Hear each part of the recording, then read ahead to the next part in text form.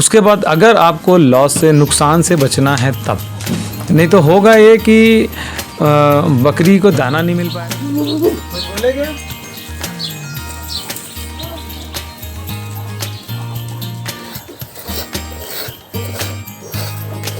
ये क्या नस्ल बताया आप? ये बीटल नस्ल की है। अच्छा अच्छा।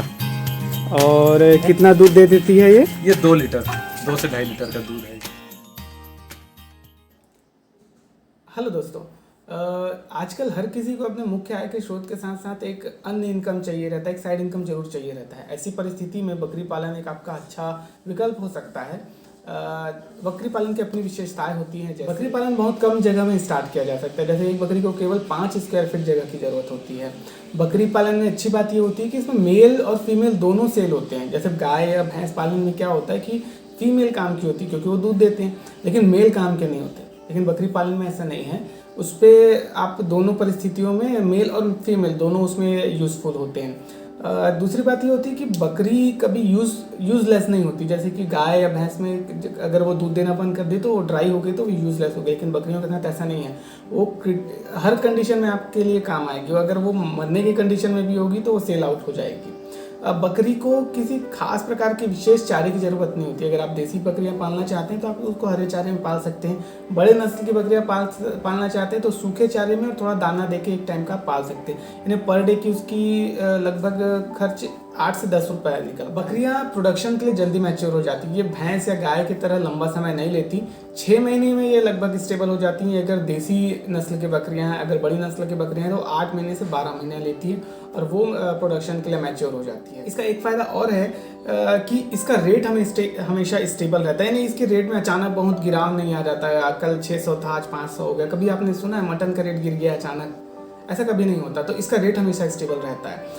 एक और बात ये है, आजकल नए स्टार्टअप चालू हो रहे हैं कि गोट डेयरी फार्मिंग, ये भी एक नया आयाम खुल रहा है। भारत में इसका प्रचलन धीरे धीरे बढ़ रहा है। लोग स्टार्टअप डाल रहे हैं कि बकरी के दूध के प्रोडक्ट को बनाना। बकरी का दूध आजकल जो जिम वाले लोग हैं वो भी ज़्यादा प्रेफर कर रहे हैं क्योंकि ये सुपाच्य होता है। अक्सर डेंगू में देखिएगा, डेंगू में इसके दूध का बहुत इस्तेमाल होता है क्योंकि बहुत आसानी से पच जाता है। तो ये एक नया आयाम खुल के आ रहा है कि बकरी के दूध का फार्मिंग। चलिए देखते हैं कि गोट फार्मिंग दुनिया में और भारत में किस स्थिति पे है। भारत में अगर जानवरों के मार्केट में बकरियों की हिस्सेदारी देखें तो ये लगभग 25% से ज़्यादा है। भारतीय अर्थव्यवस्था में इसका योगदान 1,06,335 मिलियन रुपए का है लगभग है। भारत में एक रिपोर्ट के अनुसार 2009 से 2030 के बीच 294% इसका ग्रोथ आंका गया है और कंजप्शन 2030 तक लगभग 2 मिलियन टन तक गोट मीट का होने की संभावना है। एशिया पैसिफिक में अगर हम देखें तो एशिया पैसिफिक में 2019 तक ये मार्केट 30.1 बिलियन US डॉलर का था। कंजप्शन के मामले में चाइना सबसे पहले नंबर पे है, दूसरे नंबर पे इंडिया है, तीसरे नंबर पे पाकिस्तान है। चाइना में लगभग 2.4 million ton goat meat consumption होता है। भारत में लगभग 5,02,000 टन और पाकिस्तान में 3,52,000 टन गोट मीट का कंजप्शन हुआ था एक रिपोर्ट के मुताबिक। तो ये देखा जा सकता है कि ये लगातार बढ़ने वाला बिजनेस है। इसमें अपार संभावनाएं हैं और ये श्योर है कि ये मार्केट और एक्सपेंड होगा। तो इसके ऊपर हम जरूर काम करके अपना लाभ बढ़ा सकते हैं, इसके ऊपर काम कर सकते हैं। गोट फार्मिंग शुरू करने से पहले हमको किन बेसिक बातों का ध्यान रखना चाहिए, क्या डू एंड डोंट्स हैं, क्या हमको जानना चाहिए, कैसे शेड तैयार करना चाहिए, ये सब चीज़ों की जानकारी आज हम जानने के लिए मिलने वाले हैं श्रीमान सलीम खान जी से, जो कि पिछले 13-14 सालों से बकरी पालन कर रहे हैं, ट्रेनिंग के काम से जुड़े हुए हैं। तो चलिए थोड़ा सा उनके अनुभव का फ़ायदा उठाते हैं। सर, हमारे चैनल फार्मिंग एवरीथिंग में आपका स्वागत है। हमारे व्यूवर्स को आप प्लीज़ अपना परिचय दे दीजिए सर। मेरा नाम मोहम्मद सलीम खान है। मैं आमापारा धमतरी जिला धमतरी छत्तीसगढ़ में रहता हूँ। अच्छा जी। सर, आप कितने साल से ये गोट फार्मिंग कर रहे हैं सर? मैं 2007 से कर रहा हूँ ये गोट फार्मिंग का काम। पहले 1-2 पीस रखा था मैं जी। और धीरे धीरे करके अब ट्रेडिंग वगैरह का भी काम मैंने चालू किया है। अच्छा, तो यानी आपको गोट फार्मिंग से जुड़े हुए 13-14 साल हो गए सर? हाँ जी 13-14 साल हो गया मेरे को गोट फार्मिंग में जुड़े। चलिए बढ़िया। सर हमको ये बताइए, जैसे कि कोई भी गोट फार्म है, कोई भी बकरी पालन कर रहा है, तो क्या होता है कि बकरियों को समय समय पे कुछ कभी चोट लग जाती है, तो कभी पेट खराब हो गया या कुछ ऐसी छोटी मोटी दिक्कतें आते रहती हैं, सर्दी हो गई कभी, तो हर एक पशुपालक को, बकरी पालक को अपने यहाँ बेसिक क्या क्या दवाइयाँ रखनी चाहिए, ये थोड़ा सा हमको बताइए सर। देखिए, जैसा एक तो सबसे पहले तो ये है कि अगर आप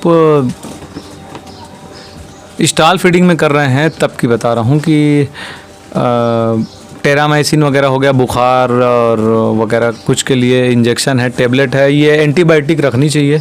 मेनोलेक्स प्लस है।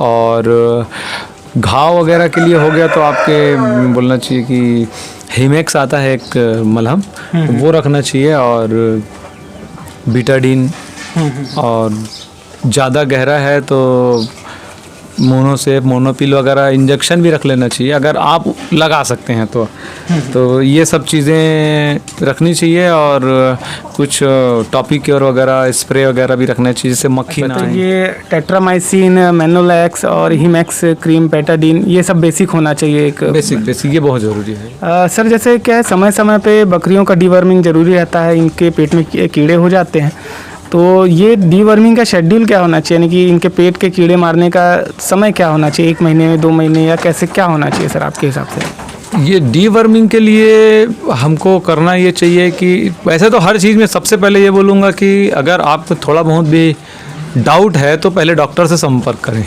हर चीज़ के लिए। और नहीं आपको एक्सपीरियंस है, सब कुछ है, तो डीवर्मिंग के लिए 3 महीना हर 3 महीने 90 दिन 80 दिन 90 दिन में डीवर्मिंग कर देना चाहिए। और सबसे इम्पोर्टेंट ये होनी चाहिए आपको कि डीवर्मिंग की बहुत सारी दवाइयाँ आती हैं, जैसे कि फैंटास प्लस वगैरह देते हैं लोग, टेबलेट है, और हाईटेक देते हैं, और आइवरमेक्टिन तो फार्मूला है, उसके नाम से भी तय आता है, तो ये नियोमेक वगैरह है। तो ये हर 3 महीने में चेंज करके दें, बदल के देना चाहिए। जैसे पहली बार लगाया हाईटेक तो दूसरी बार नियोमेक का टेबलेट दे दिए, तीसरी बार हाईटेक का इंजेक्शन, जो भी मतलब बदल डीवर्मिंग की।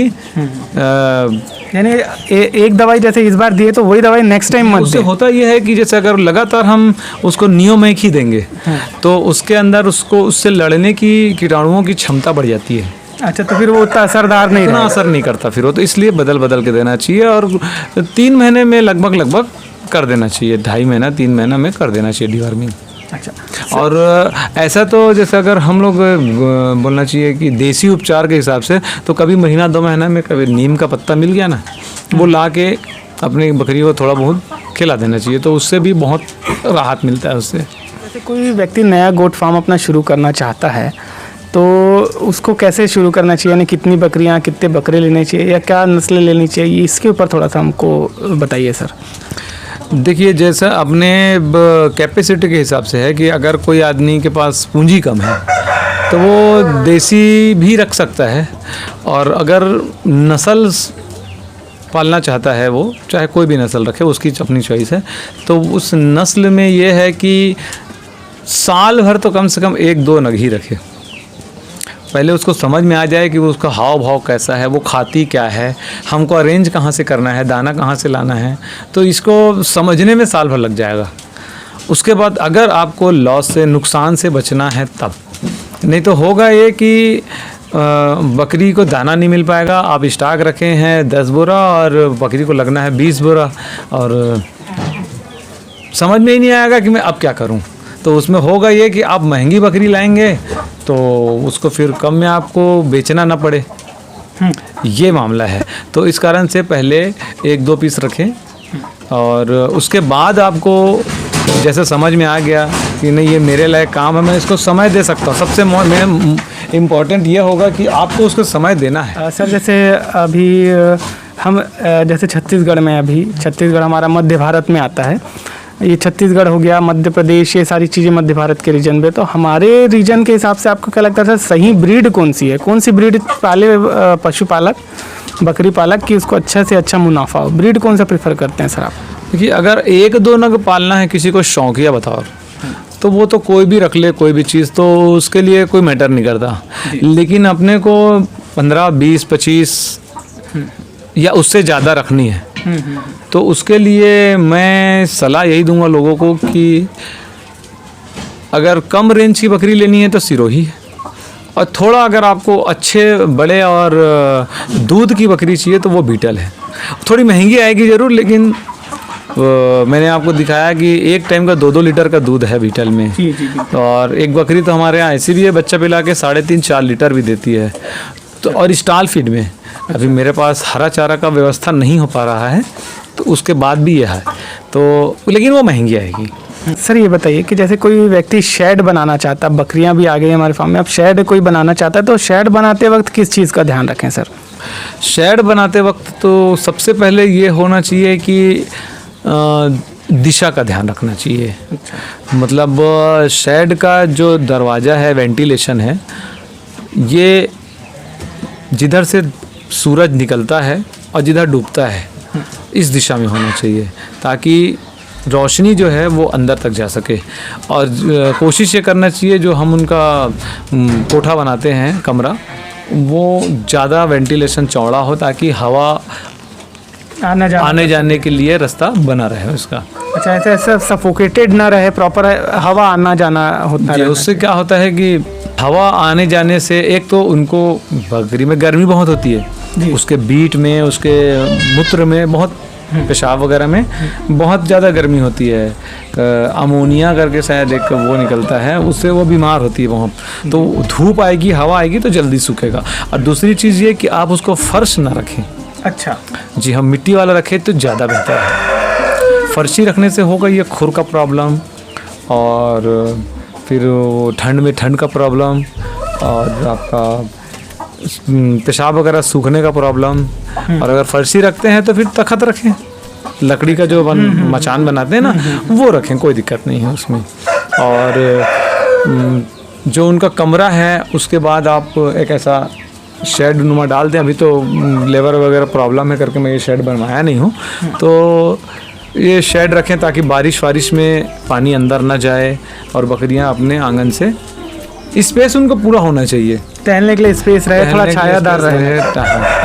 सर हमको ये बताइए कि आपके हिसाब से, आप चूँकि आप व्यावसायिक बकरी पालन कर रहे हैं, तो आपके हिसाब से प्रेफरेबल चीज़ क्या है? यानी आप किस चीज़ को ज़्यादा इम्पोर्टेंस देते हैं? स्टॉल फीड यानी कि घर में रख के बकरी पालन करें, या फ्री रेंज बाहर चराई पे भेज के बकरी पालन करें? आपको क्या लगता है सर, क्या ज़्यादा सही रहेगा?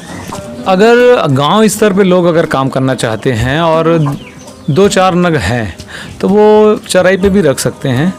लेकिन अगर चाहे वो गांव वाला हो या शहर वाला हो, वो अगर ऊंचे नस्ल में काम कर रहा है, बड़ी नजात की नस्ल में, जैसे बीटल हो गया या जमुनापारी, जो भी XYZ वो बाहर से ला करके हाइब्रिड की बकरियां रख रहा है, तो मेरे हिसाब से उनको स्टॉल फीड में ही ज़्यादा सूटेबल। तो ज़्यादा कोशिश ये करें कि अगर नस्ल वाली है तो घर में 1 टाइम 2 टाइम उसको दाना दें। आपके पास चराने की सुविधा है तो चरा सकते हैं, कोई दिक्कत नहीं है।